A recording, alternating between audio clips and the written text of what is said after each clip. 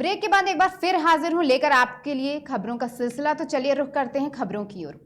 लखीमपुर खीरी के निघासन कांड के आरोपियों की 14 घंटे की रिमांड स्वीकृत कर 4 आरोपियों की रिमांड के साथ ही आरोपियों पर गंभीर 2 धाराएं भी बढ़ाई गई हैं। बता दें कि निघासन थाना क्षेत्र में बीते दिनों 2 सगी बहनों की रेप के बाद हत्या कर दी गई थी। इसी मामले में इन आरोपियों को कोर्ट में पेश किया गया है।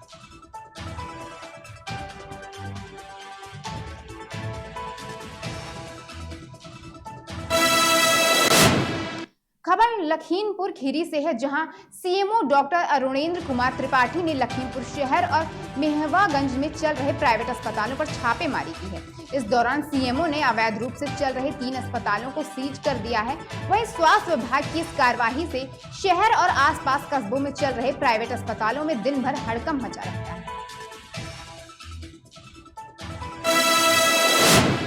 खबर लखीमपुर खीरी से है, जहां विकासखंड पसगवा अब भ्रष्टाचार में डूबा नजर आ रहा है। आपको बता दें कि गांव में नाली न बनी होने के कारण ग्रामीणों को काफी दिक्कतों का सामना करना पड़ रहा है। नाली न होने से फैली गंदगी से आए दिन बीमारियां फैल रही हैं। ग्रामीणों ने लिखित रूप से विधायक और अधिकारियों से नाली बनवाने की मांग की, लेकिन किसी ने भी अभी तक कोई ध्यान नहीं दिया है। पुलिस उप महानिरीक्षक बांदा विपिन कुमार मिश्रा और पुलिस अधीक्षक चित्रकूट अतुल शर्मा के नेतृत्व में करवी शहर में क्षेत्राधिकारी नगर हर्ष पांडे एवं क्षेत्राधिकारी यातायात कार्यालय एएसपी सोनकर ने पुलिस बल के साथ शहर में पैदल गश्त की। इस गश्त के दौरान दुकानदारों, व्यापारी बंधुओं एवं क्षेत्रीय नागरिकों से वार्ता कर सुरक्षा का जायजा लिया गया।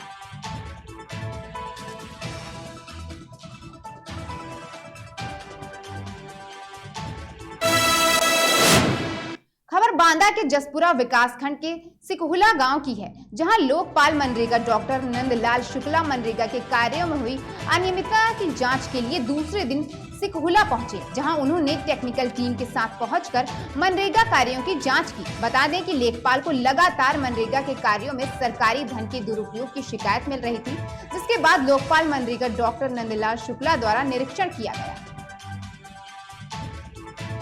अच्छा, मिट्टी के बाद खरंजा डाल दिया गया। मिट्टी के बाद में खरंजा डाला गया। अच्छा, कब डाला गया था, कब काम हुआ था लगभग? ये मान लो कि इन्हीं की पंचवर्षीय में काम हुआ है। कौन सा विद्यालय है और कौन सा गांव है ये?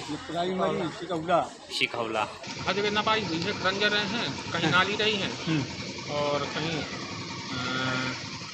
सीसी रही है जी। उनकी सबकी नाप हुई है, बाउंड्री की नाप हुई, विद्यालय की बाउंड्री की नाप हुई है, खरंजा की नाप हुई है।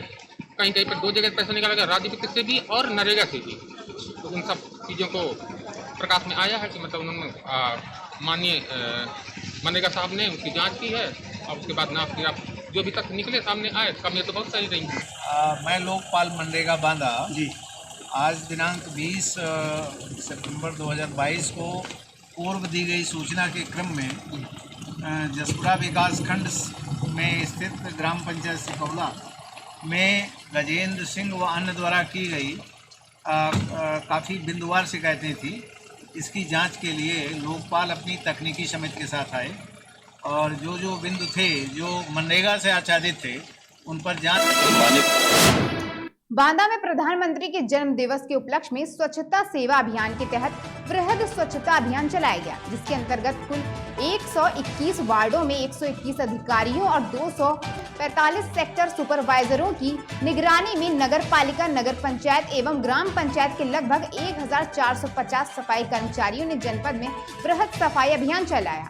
वहीं सभी अधिकारियों ने स्वयं झाड़ू लगाकर लोगों को सफाई करने के लिए प्रेरित किया।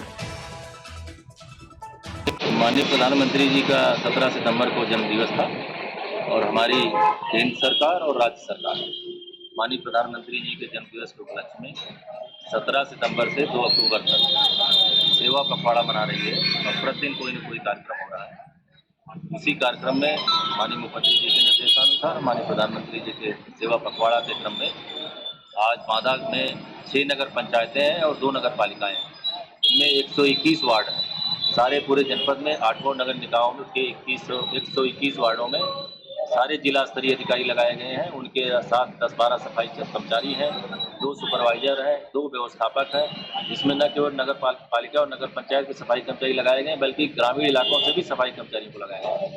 मैं भी अपनी ड्यूटी 6 बजे से अभी लगातार वार्ड नंबर 1 में कर रहा हूँ और पूरे जिले में सभी 121 वार्डों में सफाई अभियान चल रहा है। खबर बांदा से है, जहां महिला स्वास्थ्य कर्मी और तीमारदारों ने प्रभारी चिकित्सा अधिकारी पर आशा बहू के साथ अभद्रता करने का आरोप लगाया है। आशा बहू ने बताया कि आए दिन प्रभारी चिकित्सा अधिकारी महिला स्वास्थ्य कर्मियों से अभद्रता कर धमकी भी देता है और कई आशा बहुओं से घूस लेकर पद पर नौकरी भी देता है, जिसको लेकर महिला स्वास्थ्य कर्मी ने प्रभारी चिकित्सा अधिकारी के खिलाफ पुलिस थाने में प्रार्थना पत्र दिया है। पूरा मामला प्राथमिक स्वास्थ्य केंद्र तिंदवारी का है। क्या समस्या लेके आई हो नुस्खा? सर ये समस्या लेके आए हैं कि जो हमारे हॉस्पिटल में चिकित्सा अधिकारी जो डॉक्टर दिनेश सर हैं, वो सर हमको बदतमीजी से गाली गलौज और हमारे साथ हाथ पकड़ के मुरेर दिया और बाहर फेंक दिया। और सर हमको गाली गलौज देते हैं और हमको बहुत कुछ बोलते हैं, कहते हैं कि तुम हमारा कुछ नहीं कर सकती हो, हम मेरे साथ मंत्री जी साथ में हैं, तुम हमारा कुछ नहीं कर सकती हो। और सर मैं कल मैं गई हॉस्पिटल, मरीज को लेके गई डॉक्टर साहब से मैंने मिला, मैंने कहा सर चलिए देख लीजिए मेरे मरीज को। तो सर ने तेजी से बोले कि वो तुम्हें दिखाई नहीं दे रहा, मैं मरीज देख रहा हूँ। मैंने कहा जी सर मरीज आप देख रहे हैं, लेकिन सर बहुत दर्द है उसके, देख लीजिए सर। तो उन्होंने कहा, दिनेश सर राजपूत ने कहा कि वो मैं मरीज देख रहा हूँ और ऐसे करके हाथ से कहा कि मरीज देख रहा हूँ हटो। तो हमने कहा क्या सर कह रहे हैं, हट जाएं। तब सर कुछ नहीं बोले। फिर सर आधे घंटे बाद आए। जब आधे घंटे बाद आए मेरे मरीज के पास, तो मरीज को मेरे हाथ भी नहीं लगाया, फिर मरीज को हाथ भी नहीं लगाया। जो मेरे साथ पेशेंट थे तो उनने कहा कि सर देख लीजिए और आपके पास दवा ना हो तो आप लिख दीजिए तो मैं बाहर से ले आऊँ। तो उनने ये कहा कि बाहर से ले आऊँ, तो उनने कहा इसको दिखा लो। मतलब आपको? हाँ, हमको कहा डॉक्टर दिनेश राजपूत ने कहे बोले कि इनको दिखा लो। अब बताइए सर मैं डॉक्टर हूँ, किस पद पर आप जो है कार्यरत हो? जी मैं आशा बहु पद पर हूँ। ये सभी आशा बहु जी हैं? सभी आशा बहु हैं। तो ये प्रभारी चिकित्सा अधीक्षक हैं जो जी। उनकी कार्यशैली क्या सभी के साथ ऐसी ही रहती है? ऐसे ही करते हैं अक्सर। कौन विधायक और मंत्री की धमकी देते हैं? सर रामकेश निषाद जी को कहते वो मंत्री जी हमारे साथ में, तुम हमारा कुछ नहीं उखाड़ पाओगी। मंत्री की धमकी देते हैं? जी ये चिकित्सा अधिकारी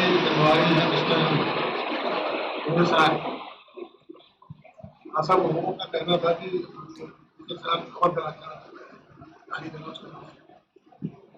अब इसकी जांच मुझे सीएमओ से बात की है, सीएमओ को मैंने जांच करके लिखा है, जांच क्या है। मंदसौर जिले के शामगढ़ तहसील के गांव कुरावन में निर्माणाधीन दिल्ली मुंबई 8 लाइन एक्सप्रेसवे पर वैकल्पिक रास्ते की मांग को लेकर सैकड़ों किसान ने धरना प्रदर्शन किया। बता दें कि किसानों को कई किलोमीटर चलकर अपने खेत पर जाना पड़ता है, जिस वजह से एक्सप्रेसवे के नीचे से रास्ता बनाने की मांग को लेकर किसानों ने धरना दिया और साथ ही किसानों ने शामगढ़ तहसीलदार को कलेक्टर के नाम ज्ञापन सौंपते हुए उग्र आंदोलन की भी चेतावनी दी है। तो ये 8 लाइन का जो रोड बना हुआ है, इसमें किसानों की जो ज़मीनें हैं 400-500 बीघा, सभी किसान इस तरह से परेशान हैं कि वो आत्महत्या करने के इस पे आ चुके हैं। वो बहुत इतनी परेशानी से गुजर रहे हैं कि हम बयान नहीं कर सकते। शासन प्रशासन द्वारा इस पे कोई भी हमारी जो मांगे हैं, हमने पहले भी आपत्ति दर्ज कराई थी। SDM साहब के पास हम गए थे, हमने वहाँ पे भी एक पत्र जारी करके और उनको एक आदेश दिया था कि हमारा जो ये रास्ता है इसको खोल दिया जाए और इस पे काम करके इसको सही किया जाए। SDM साहब ने बोला था कि आपका भी काम नहीं रुकेगा और इनका भी काम नहीं रुकना चाहिए। हमने हमारा तरफ से पूरी कोऑपरेट किया, लेकिन हमारी कोई सुनवाई नहीं हुई। अब जो है हम वापस से उग्र होकर वापस इकट्ठा हुए हैं और जब तक होगा हम ये लड़ाई लड़ेंगे, धरना प्रदर्शन करना होगा करेंगे, जितना करना होगा उतना करेंगे, लेकिन हमको ये रोड बना के सरकार को देना होगा। गांव कुरावन के बहुत सारे किसान यहाँ पर धरना देने के लिए आए, क्योंकि हमारी सोयाबीन की फसल पक चुकी है और उसको खेतों पे से काटने के लिए ना मजदूर ले जा पा रहे, ना मोटरसाइकिल जा रही, ना ट्रैक्टर जा रहा, ना मशीन जा पा रही है। और हम पूर्व में आश्वासन ठेकेदार देता रहा पुलिया बनाने वाले कि हम आपको रास्ता बना के देंगे, लेकिन हमारी फसल मतलब पक के तैयार है। हम ना तो खेत पे जा पा रहे, ना उसको काट के ला पाएंगे। तो इस वजह से मजबूर हो गए कि 5-25 किसान तो बोलने लगे कि अगर हमारा खेत बेच दे या उन्हें पुणे दान में उसको किसी को दान देते हैं। 8 लाइन का काम चला था, तो यहाँ पे इनके खेतों के जाने का रास्ता अवरुद्ध हुआ है। कुछ पानी वगैरह भरा हुआ है, तो यहाँ पे मौके पे दिख भी रहा है।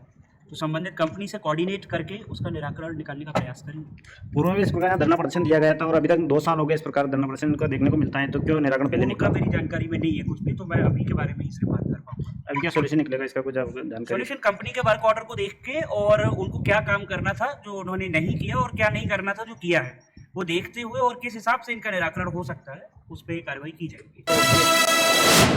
खबर बहराइच से है, जहां संदिग्ध परिस्थितियों में युवक का शव मिलने से इलाके में सनसनी फैल गई। स्थानीय लोगों से सूचना मिलने पर पहुंची पुलिस ने स्थानीय लोगों की मदद से शव को तालाब से बाहर निकाला।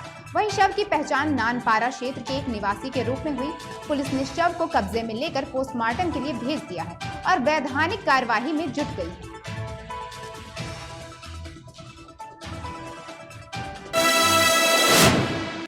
फिलहाल के लिए रुकते हैं एक छोटे से ब्रेक में, इसके बाद फिर जल्द हाजिर होंगे खबरों के सिलसिले में।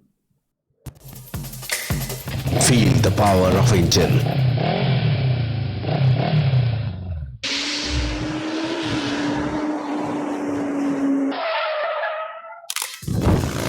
Backhoe lubricant ready to